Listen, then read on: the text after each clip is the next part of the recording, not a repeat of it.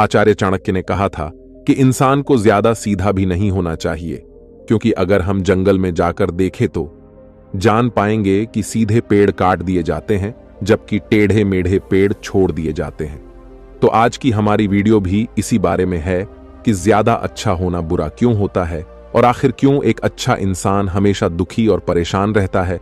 तो ये सब हम जानेंगे एक कहानी के माध्यम से। एक बार एक व्यक्ति बौद्ध भिक्षु के पास आता है और कहता है, मास्टर, मैं एक बहुत ही सीधा और अच्छा व्यक्ति हूं। मैं हमेशा ही सबकी मदद करने की कोशिश करता हूं, सबको खुश रखने की कोशिश करता हूं, लेकिन सब मेरा फायदा उठाते हैं, मेरा मजाक बनाते हैं और कोई भी मुझे गंभीरता से नहीं लेता। यहां तक कि मेरे घर वाले भी मेरी इज्जत नहीं करते और ना ही घर के किसी महत्वपूर्ण काम में मेरी राय लेते। जबकि अपने दोनों भाइयों की तुलना में मैं सबसे ज्यादा काम भी करता हूं, घर वालों की बात भी मानता हूं, मां बाप की सेवा भी करता हूं और घर के सभी लोगों को खुश रखने की कोशिश करता हूं, लेकिन मेरी भावनाओं को कोई भी नहीं समझता। सब मेरा फायदा उठाते हैं। आखिर मेरे साथ ही ऐसा क्यों होता है? व्यक्ति की पूरी बात ध्यान से सुनने के बाद बौद्ध भिक्षु बोले, किसने कहा कि तुम एक सीधे और अच्छे व्यक्ति हो? असल में तुम एक अच्छे व्यक्ति होने का दिखावा कर रहे हो। यह सुन उस व्यक्ति को बुरा महसूस हुआ, लेकिन वो फिर भी बौद्ध भिक्षु की बात सुनता रहा। बौद्ध भिक्षु ने उससे पूछा, अच्छा बताओ कि तुम हर व्यक्ति की मदद क्यों करना चाहते हो? क्यों तुम सबको खुश रखने की कोशिश करते हो? व्यक्ति ने कहा, ताकि सामने वाला मुझे भी खुश रखे, मेरी बात माने, मेरी इज्जत करे, मेरी भावनाओं को समझे और मुझे एक अच्छा इंसान माने। बौद्ध भिक्षु ने कहा, बस यही तुम्हारी समस्या है कि तुम दूसरों को खुश रखने का प्रयास कर रहे हो ताकि वो भी तुम्हें खुश रखे। तुम अपनी खुशी दूसरों के अंदर ढूंढ रहे हो। तुम दूसरों की नजरों में अच्छा और खुद की तारीफ सुनने के लिए सामने वाले की जी हजूरी कर रहे हो और फिर उम्मीद कर रहे हो कि सामने वाला भी तुम्हारे साथ ऐसा ही व्यवहार करेगा। तो ऐसा नहीं होता, क्योंकि कोई भी ऐसे व्यक्ति को गंभीरता से नहीं लेता जो लोगों की हर बात में हाँ में हाँ मिलाता है। अब मैं तुम्हें कुछ ऐसी आदतें बताता हूं जो तुम और तुम्हारे जैसे खुद को अच्छा मानने वाले लोगों के अंदर होती है।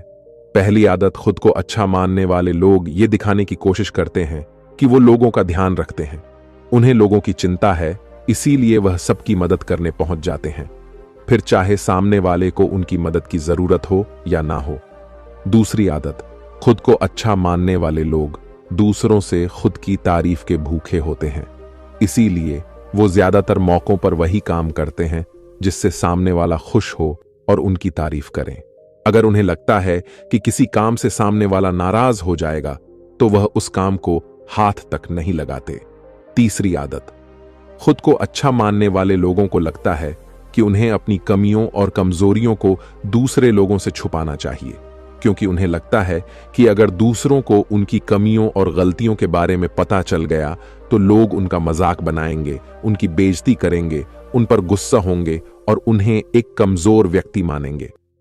चौथी आदत, अच्छे लोग खुद की जरूरतों, खुद की प्राथमिकताओं को सबसे ऊपर रखने से डरते हैं, क्योंकि उन्हें लगता है कि ऐसा करने से ही दूसरे लोग उन्हें स्वार्थी समझेंगे और फिर वो लोगों की नजरों में एक अच्छे इंसान नहीं रह जाएंगे।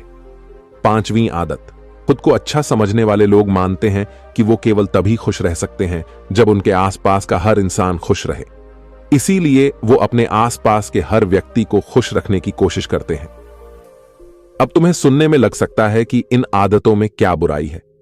सबका भला करना तो अच्छी बात है, लेकिन समस्या यह है कि खुद को अच्छा समझने वाले लोग असल में जैसे दिखते हैं वैसे होते नहीं।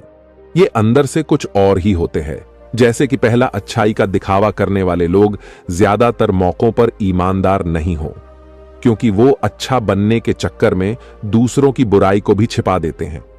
सामने वाले को कभी भी उसकी गलतियां नहीं बताते और केवल वही बोलते और करते हैं जिससे सामने वाला खुश रहे।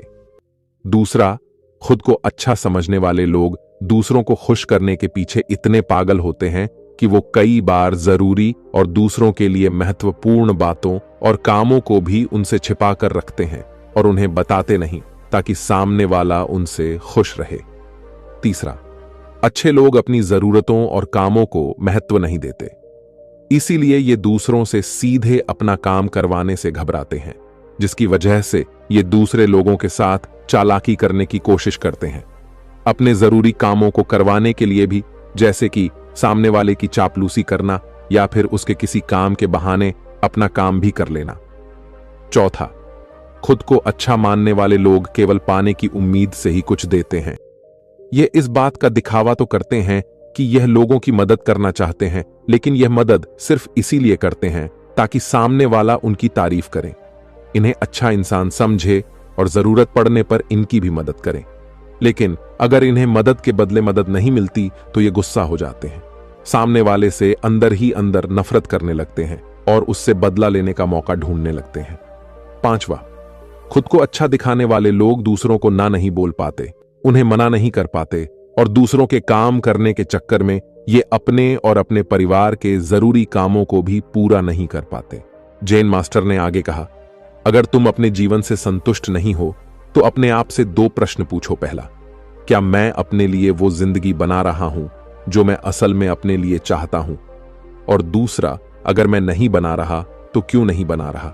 जब तुम इन दोनों सवालों के बारे में गहराई से विचार करोगे, तब तुम जान पाओगे कि तुम अपनी मनचाही जिंदगी सिर्फ इसलिए नहीं बना पा रहे हो क्योंकि तुम दूसरों के सामने अच्छा बनने का प्रयास कर रहे हो, जिसकी वजह से तुम अपनी इच्छाओं और जरूरतों को प्राथमिकता नहीं देते हो और दूसरों को ही खुश करने में लगे रहते हो।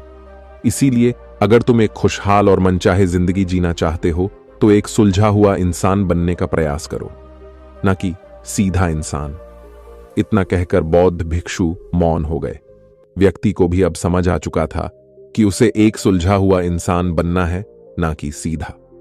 उसने इतनी अमूल्य जानकारी के लिए बौद्ध भिक्षु का धन्यवाद किया और वहां से चला गया। दोस्तों, उम्मीद करता हूं कि आपको इस कहानी से बहुत कुछ सीखने को मिला होगा।